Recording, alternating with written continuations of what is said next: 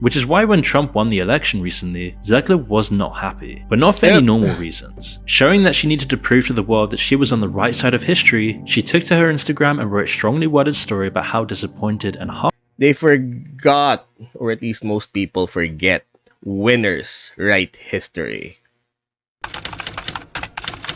Alright guys, check this out. I honestly thought that the new Snow White film already came out about what, a year? 2 years ago? Because of the noise, because of all the controversy, because of the memes surrounding the whole thing. I already thought that it was out and it flopped or something. That's why we haven't heard much from it. And then I just realized because of it reared its head again because of the new trailer. I honestly thought that it was already out and then people just ignored it or something because of all the controversy, because of all the stuff surrounding it. Anyways, why don't we just check us out? You know, how Snow White just became the most hated movie ever. everything that's happened, you'd think it'd be impossible for the upcoming Snow White film to fall any further, but somehow Disney found a way. And with the recent release of the official trailer, the Snow White disasters got even worse. Now Snow White has been played up as one of Disney's biggest projects, and as such you'd think they go above and beyond with the marketing. However, as we all know, it's been an absolute train wreck from the beginning, ever since the main co-stars trashed on the original characters, and all during this build-up, audiences I mean, it's just like a simple rule, right? Or a basic rule. Don't bite the hand that feeds. But technically, if you guys remember the original story of Snow White, she may have a bit of a point. Because imagine, a guy comes up at the funeral in the middle of the woods. And then the first thing he does is kiss the corpse. Not exactly the work of a well-adjusted person. barely got a peek at the official trailer. It was all just these teasers that never really amounted to anything. Most were expecting Disney to publish the official Snow White trailer alongside the release of Wicked, as not only would it be a smart marketing move, but it made the most sense thematically. And while that's exactly what Disney did, their strategy was unconventional. The trailer and official poster were only available in a few theaters. Brazil. For just over a week, promotions didn't go any further. No one could find the official new trailer anywhere. It took someone leaking a recording of it before the rest of the internet could even get a glimpse. But still, not even the leak got Disney to post the trailer on its official accounts. It was almost like the studio was desperate to keep their trailer out of the public eye, like they were trying to avoid ridicule for as long as possible, especially seeing how much of a disaster it had been already. Even Disney had to face. So they're basically trying to they're pressed for time, and they're trying to avoid any more controversy than it already has. Because I honestly thought this film was already out for years now. The music at some point, and on the 3rd of December they finally posted the official trailer to YouTube, and the world would quickly let the studio know exactly what they thought of it. Now at the time of making this video, the trailer currently has around 660,000 more dislikes than likes, and that number is still massively climbing. But remarkably, one of the only redeeming things about this entire fiasco is that Disney actually left the comments on the trailer, and it's almost more entertaining than anything Disney's put out recently. Some wonderful gems included. At this point, the monetization of the video is going to earn Disney more revenue than the movie itself, and they finally did it. They made a movie nobody is going to pirate.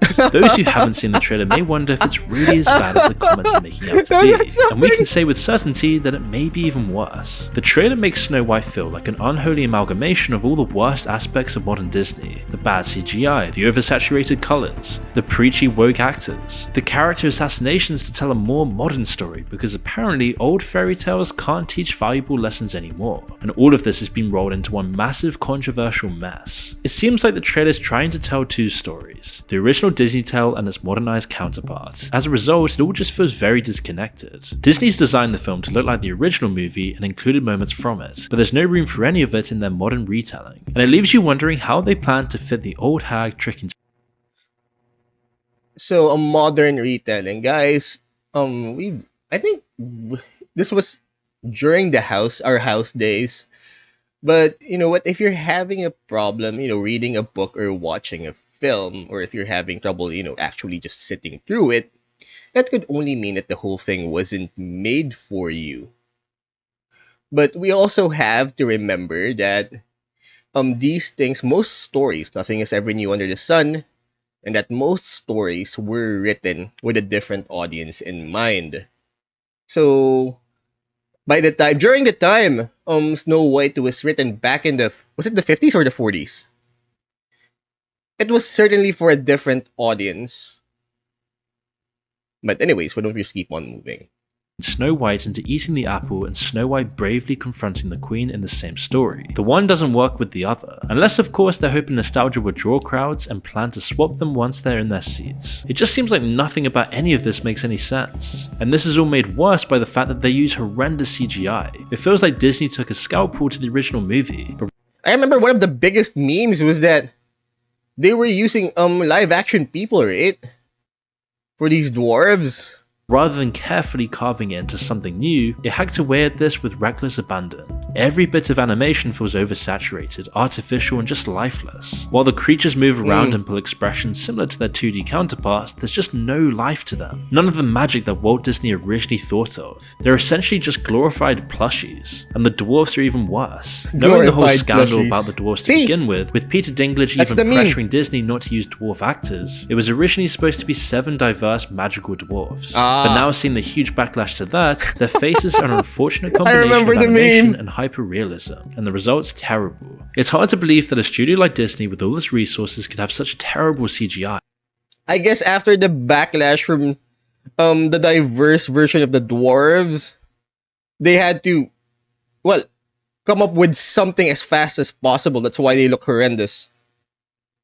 This is the same studio responsible for producing Chronicles of Narnia, and yet somehow even Narnia, an almost 20-year-old film with a smaller budget definitely and holds advanced up. technology, has better CGI. It's a real wonder how Disney went from designing a realistic lion with natural facial expressions to an over-cartoonized turtle. Knowing the amount of hate the film's already got just from the actresses alone, Disney also seems to have really abandoned the production value here. And it's not just the animals and dwarfs that feel artificial. The sets look very obviously green screened, and something about the costumes feels off. They seem almost cheap and plastic, like toys designed for children rather than set pieces for a multi-million-dollar movie. The people are the only things that don't feel like they were pulled out of a cartoon, and as a result, they just look out of place. The only person who doesn't seem to look out of place in the trailer was the old hag. Now I know it's meant to be a kids movie and children may not be worried about the smaller details as much, but kids still deserve good content and so do adults. Yes, they do! And Disney has become so reliant on CGI in the last few years that their projects just seem so lazy. You don't even have to go that far back to see how much the over-reliance on CGI has changed the complete quality of the studio as a whole. And you know it's just this corporate soulless board at the top of the company looking to cost cut and make as much profit from this stuff as possible. I mean, you just look at the difference between Lily James's dress in Cinderella and Zegler's in the new trailer. There's absolutely no contest. And the fact that there's barely a 10-year difference between the two films is devastating. Not even the acting can save this abomination of a film, and in some cases is actually contributing to its failure. While Rachel Zegler is currently one of the most disliked Disney actresses, due to her terrible interviews last year, her role isn't actually unearned. She can deliver the lines well, and there's no denying that she can sing. However, Gal Gadot's performance as the evil queen leaves much to be desired. The thing about Disney villains is that they're meant to be dramatic, larger than life, and very fun to watch. No matter how evil they might be, you just can't help but enjoy every moment they're on screen. It's because you just know that the actors behind them were probably having the— Of course, it's Angelina Jolie. Was the last one, I think. Big shoes to fill. best time. They also have undeniable talent and presence. Even when hidden behind the facade of a cartoon lion, Jeremy Irons commands the room. Be Prepared is one of the most well-loved songs from The Lion King, because he and Jim Cummings put their all into the performance, which is a huge contrast to Gal Gadot, who really doesn't seem to care about this movie anymore. What was her background anyway, apart from being Wonder Woman? I mean, definitely, her looks are definitely up there as in one of the most beautiful people in the world. But her acting chops? What was her background anyway? All while secretly hating her co-star and having no real presence for the character of the evil queen. This character is meant to be regal, cold and calculating, someone so obsessed with her own beauty that she's willing to command the death of her own stepdaughter. Someone who loses that beauty because her obsession drives her to sacrifice it just so that she can rob someone else of theirs. But there doesn't seem to be any of that obsession in Galgadot's version of the evil queen. While we could chalk this up to the fact that they've changed some aspects of the story, it's mostly because of Galgadot's delivery. She seems more stiff and just irritated that her stepdaughter has opinions, and her obsession with her beauty has become more surface level vanity. Just based on the trailer, we can tell that Galgadot's evil queen orders Snow White's death. In other words, there was no depth to her character.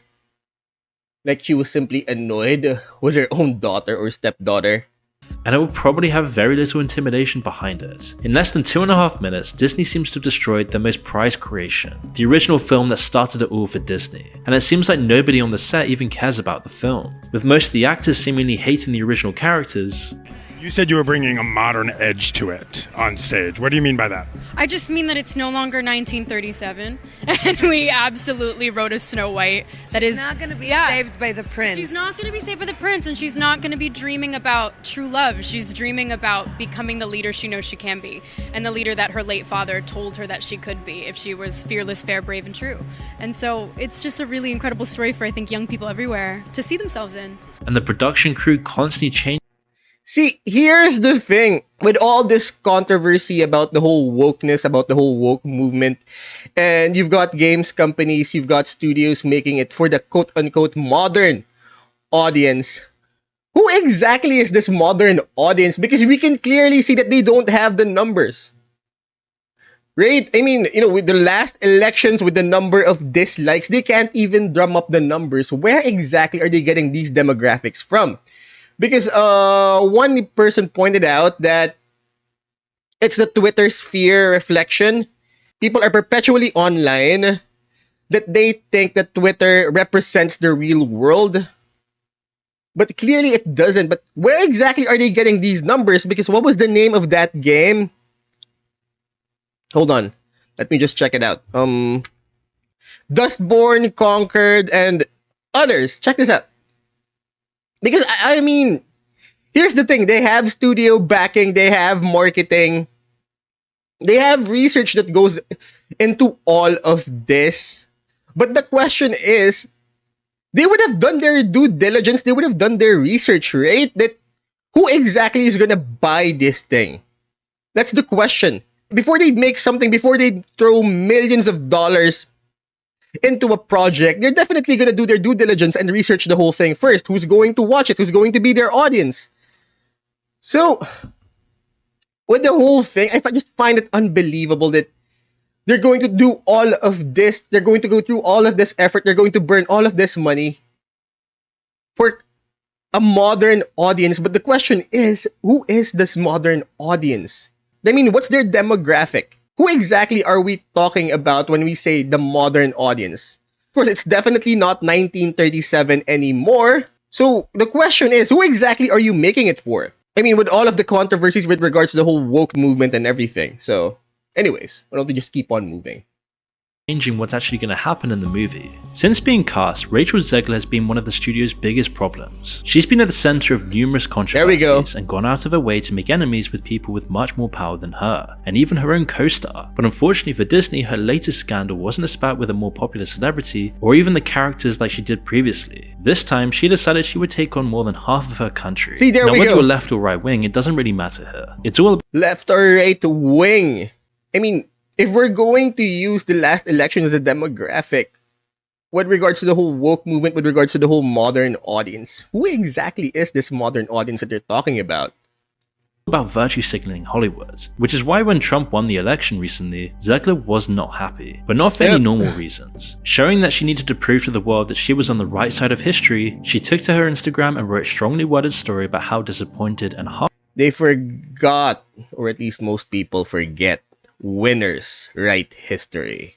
heartbroken she was over the country's decision, calling Trump a threat to democracy and finishing off her post with a wish that Trump and his supporters would never know peace. No matter which side of the political aisle you're on, this is a pretty strong statement for a mainstream actor. Not really the sort of thing you want from a woman playing a Disney princess, as more than half the country were understandably angered by Zegler's words, and started calling for her to be fired, which isn't the first time that people have called for this. After this, people suspected that Disney sent her a very stern email, as Zegler quickly returned to Instagram to deliver a half-hearted apology. She explained that she let her emotions get the best of her and was committed to contributing positively towards a better tomorrow. The apology is very carefully worded, as if Disney had told her exactly. See, a better tomorrow. Better tomorrow for who exactly?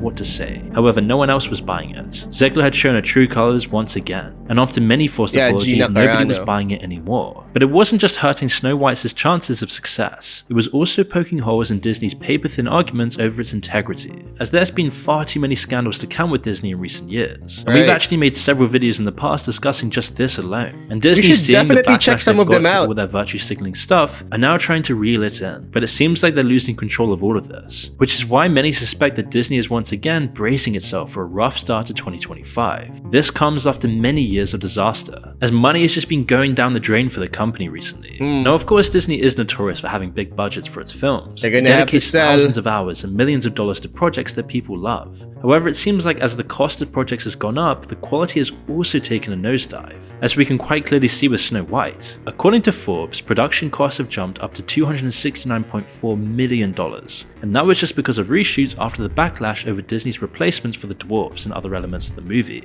This time the studio can only blame itself. While Disney was forced to admit they'd overspent their budget, it refused to admit defeat. A $55.5 million reimbursement from the UK government gave the studio a bit of leeway, but the cost of the film was still insane. And the crazy thing is that these aren't even the final numbers. And yet by looking at the trailers and the reception to it online, it seems like this movie is going to be yet another giant train wreck for the studio. For almost 2 years now, Disney has spent so much money on reshoots, post-production and marketing just for this movie. So it's safe to assume that by the time Snow White makes it onto the big screen, its total cost will be well over $300 million. Wow. Because of the drama surrounding the upcoming movie, most doubt it'll even break even, much less profit. To put into perspective, The Little Mermaid suffered a $5 million loss, and this was despite having a lead actress that was at least likable. Meanwhile, Zegler appears to be one of the main reasons people are sworn I forgot they did a remake of The Little Mermaid too, right? off watching Snow White. See, all of this money, all of these resources, they have to have done their research, right? Like, who exactly is going to watch this? And what's worse is someone greenlit this. Someone up the chain of command gave the green light for this. White. Not to mention the huge list of all the other things. With this in context, it's easy to understand why they avoided releasing the official trailer and poster for so long. Arguably, I'm guessing they were expecting to just, give it a quiet death, just push it out the back door as quickly as possible with everything that's happened. the best thing Disney can do now is And why Brazil? accidentally lose all the footage from the project and use it as a tax write-off. Wow. Thank you for watching, guys. Now you all know the drill. Please like, share, subscribe, and do the whole notification button thing. It would really help me out with the algo. Now, if you want me to check out other stories, please let me know in the comments. We upload on YouTube every Monday, Wednesday, and Friday, 12 p.m. Eastern Standard, and we go live on Twitch every Friday and Saturday at 9 a.m. Eastern Standard. Links of the original videos are down in the description. Please check them out. And class dismissed.